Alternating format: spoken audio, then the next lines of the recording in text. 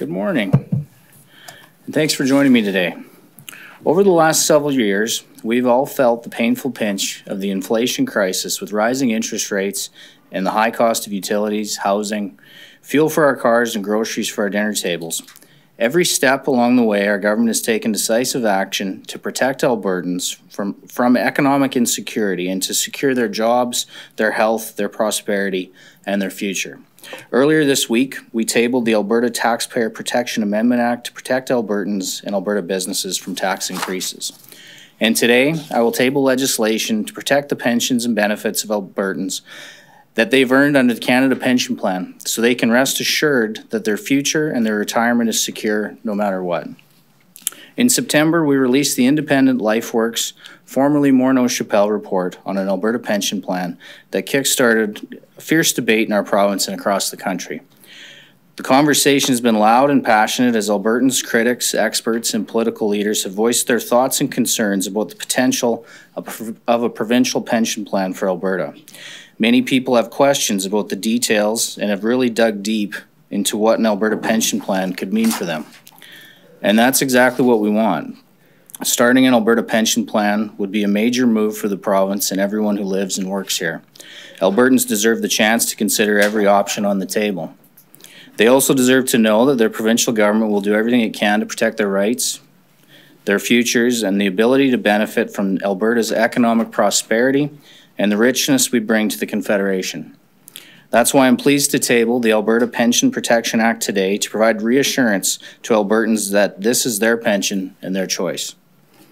This is a firm commitment from our government that your pension will be safe no matter what. The Alberta Pension Protection Act, an important and necessary piece of legislation, is about four key things, and if passed, will protect pensions, benefits, and financial security. 1, we guarantee Alberta's government won't establish a provincial pension plan unless Albertans vote in favour of it in a referendum.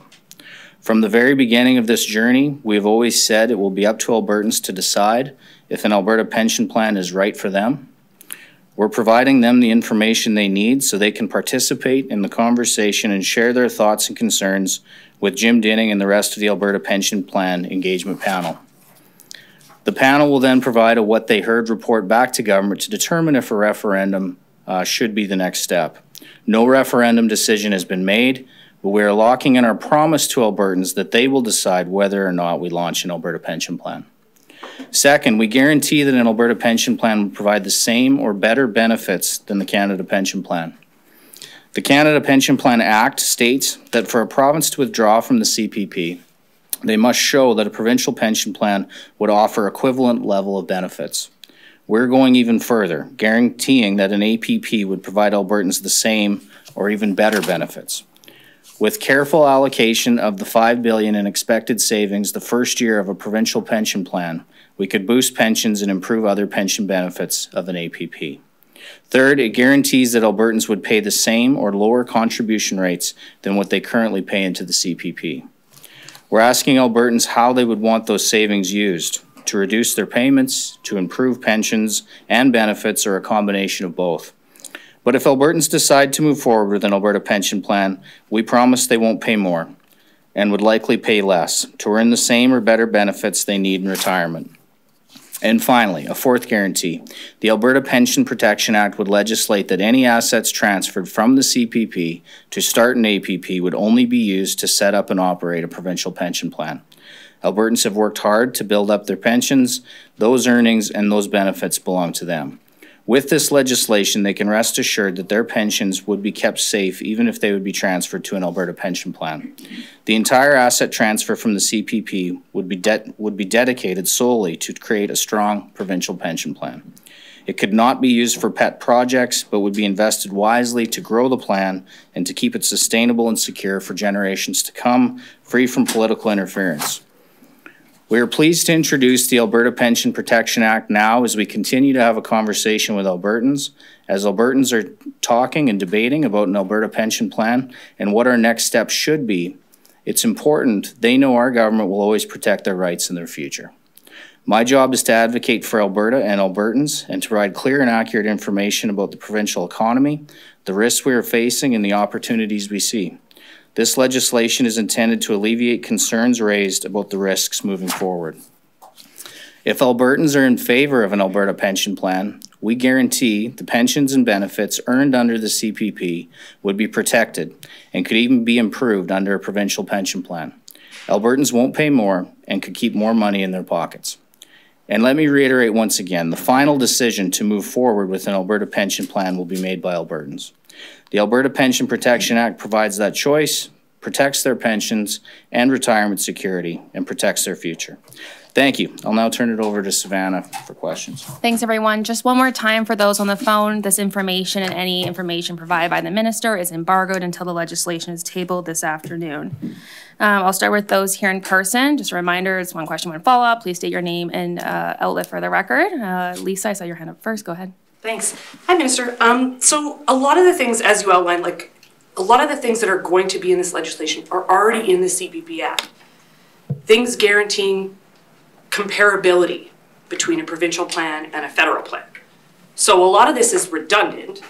Some of it, some people might say, is also meaningless because once you establish a provincial plan, you can change those parameters. Like the Life Works report says that once the initial plan is established, you can change, the province has every right to go in and change the legislation, change the provincial pension plan. So what effectively does this legislation do other than promise a referendum? Well, I think offering Albertans a choice is never redundant, one. But I would say that you're not wrong. The CPP Act states that if a province decides to do this, they need to offer comparable. I'm unsure what comparable means. This clearly says better, or the same or better. So I think that's a distinct difference. I would also say that that's not how pensions work. The CPP is looked at over 75 years. Much of the same actuarial analysis would be needed to get to the contribution rate. These things do not change overnight and at the whim of politicians. I'm also wondering what objective marker, I mean, you've spoken about this already with the media about what will be behind the decision to move forward with a referendum, because that's still up to the government. So what objective marker, what factors, how do they weigh into the determination that you're going to move forward with a referendum? Government, you're not wrong. Government will make the decision if we move forward to a referendum. And I think there's a lot of objective tools we can use to gauge the support of Albertans. The What We Heard report that we're expecting from the panel, the submissions that we've seen. I'm sure there will be lots of other, I know there's a lot of polling out in the field right now. I think there's gonna be lots of ways to gauge Albertan support. But once again, the engagement panel, you know, they've been going for a month. We scheduled them to run till May. It's very early days. So I know many Albertans are still educating themselves on what this means. But I would say yes, the decision to move to a referendum will be made by government. Okay. Sorry, just on that same point, the referendum, I'm still a bit confused as to the threshold for this, because the Premier said before we have a referendum, there'll be a number out there for Albertans, a reliable number. But how do you get that? Because it means then going to negotiations, it seems, then with the federal government or other provinces on how much money you get from the Canada Pension Plan. It seems that if you need a number, you're going to have some sort of negotiations before you decide to have a referendum that you can get people actual numbers, if you follow me. I don't understand the process. If you're going to have a number to show people, how does that work? Well, I'd say that this legislation ensures that, because we can't guarantee that the benefits would be the same or greater and the contribution rates would be the same or less without a firm number. So we've asked Minister Freeland for it. We've asked the federal government for it. They've, to date, you know, criticized the report's analysis, but haven't given us theirs. So I think that's the next step, Mr. Thompson, however that plays out. Another question, I don't know if you've been asked this question, are you in favor of a Alberta pension plan? Like, you're the guy that has all the numbers. I definitely believe it has a lot of promise for Alberta. I look at the potential of what it would mean for every working Albertan, every Alberta business, the overall economy, what it would mean for us going forward. I think it would be substantial. But you don't have all the final numbers. like, you're just basing this on the LifeWorks report. You don't know the final number. So you're saying, I'm in favor of this before you actually know the numbers you want to get from. What I said was that I believe it holds great promise for the province. I know the fundamentals of the analysis of the report are based on the net contributions made by Albertans minus our share, Alberta's share of the operating expense minus benefits paid. We know that we're a major net contributor to the CPP. So it's my belief that what we'll hear back from the feds or else will be a substantial number. And we will seek that clarity and then have that conversation with Albertans. Great, thanks. Push it beyond your mandate, Lisa, though? we're gonna go to somebody else in the room and then we'll come back to you, okay? Catherine, go ahead. Okay, so I want to pick up on what you said about investments being free from political interference, because I know you haven't selected which management benefits administrator has been chosen, and the LifeWorks report points out one of the differences between the CPP-IB and AIMCO is that AIMCO is not arm's length from the government, CPP-IB is. So is there anything in this legislation to say that an administrator must be arm's length from the government? Not in this legislation. This legislation is about four things. It says there must be a referendum, that all assets used will be for the setup and operation of a plan. I guess the other pieces are about the benefits and the contribution. But I would say that, you know, they're managed independently. CPPIB is, but it's a Crown Corp of the federal ministry, much like AIMCO is for us. So that, I think that aligns. But the point was that this wouldn't be like a dual mandate of Quebec unless that was specifically outlined through the Albertans' wishes, but I haven't seen that direction to date. Okay, and on the wording of the referendum or referendum, so I understand this is in line with the Referendum Act, but it's going to be up to the Lieutenant Governor and Council's resolution to determine whether results of the referendum would be binding. So it says your pension, your choice.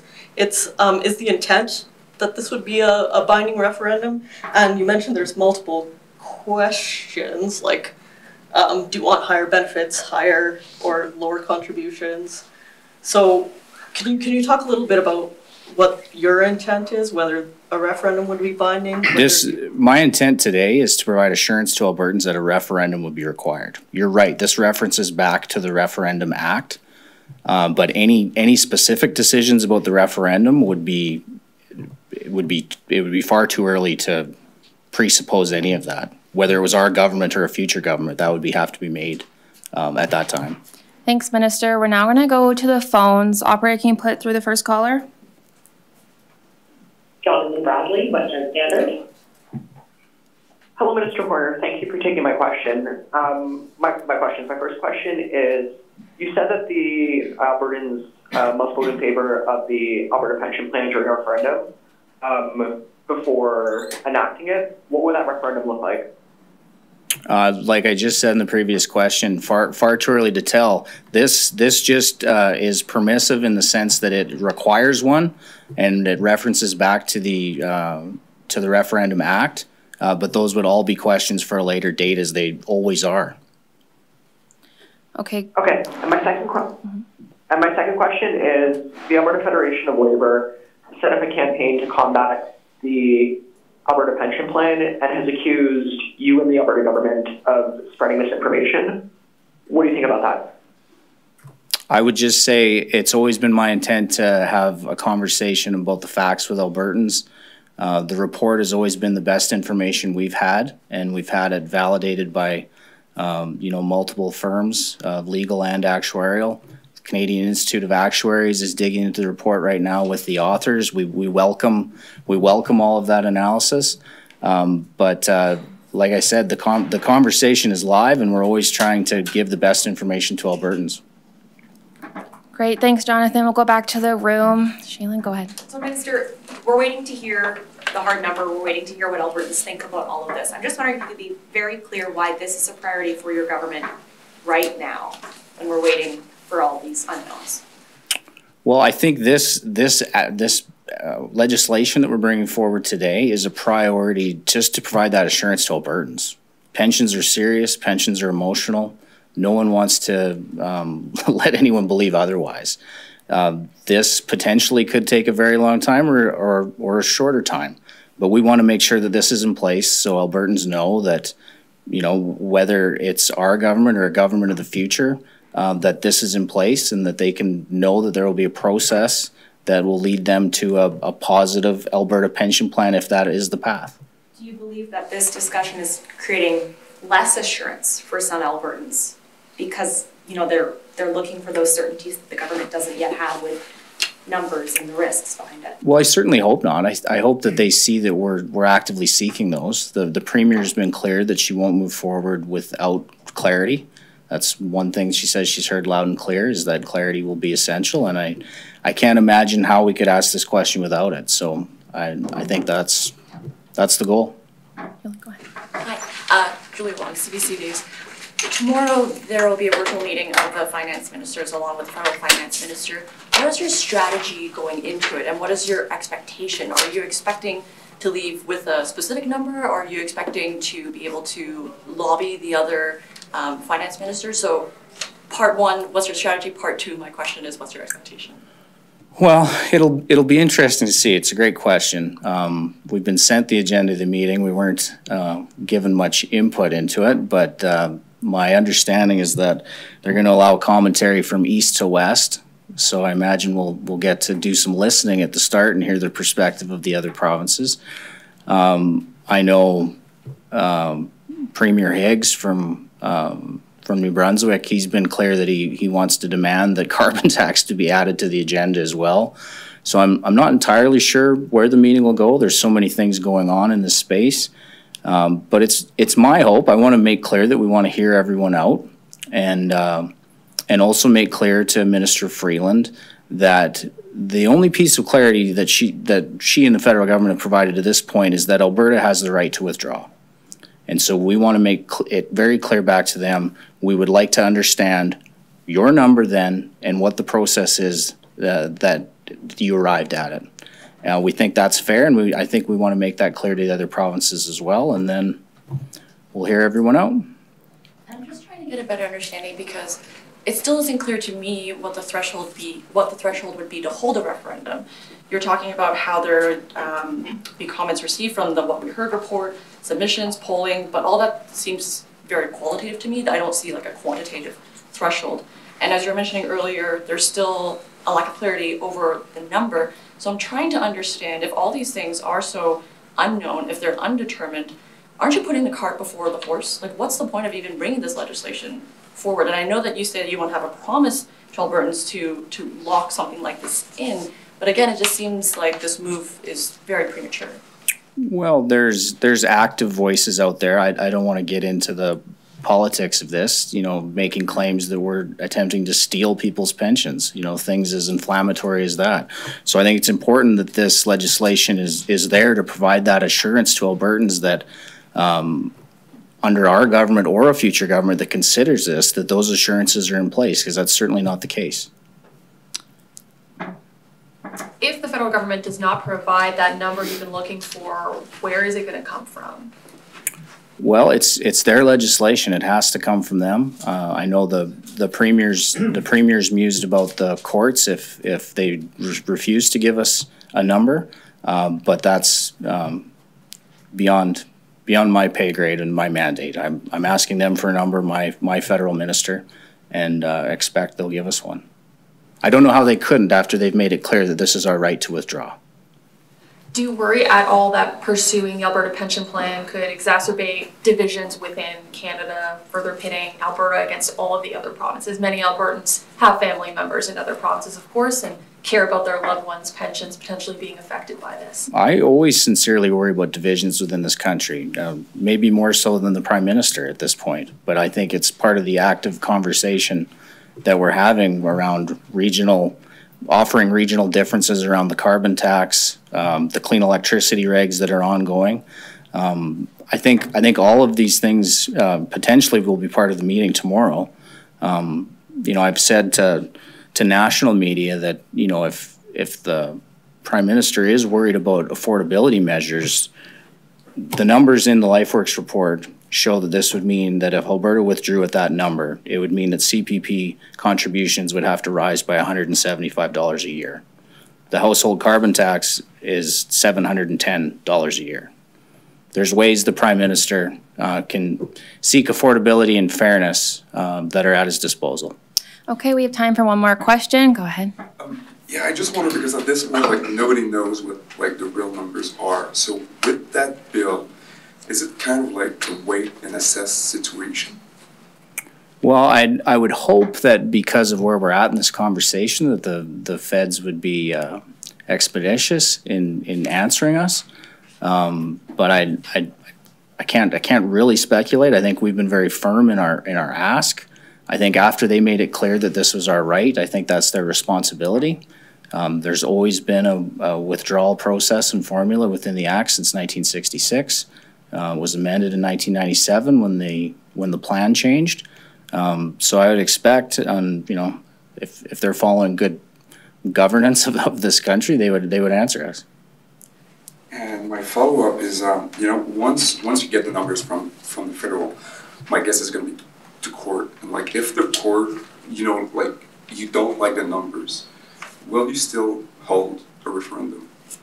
Well, I think if the number changes, so will everything else. So will the potential for the benefits and the contributions. So then I think it does change the conversation with Albertans. And then if they're supportive Albertans, we could re-engage in that process with those numbers. Great, thanks everyone. We're gonna go circle back to the phones just to make sure there's no one else on the line. Operator?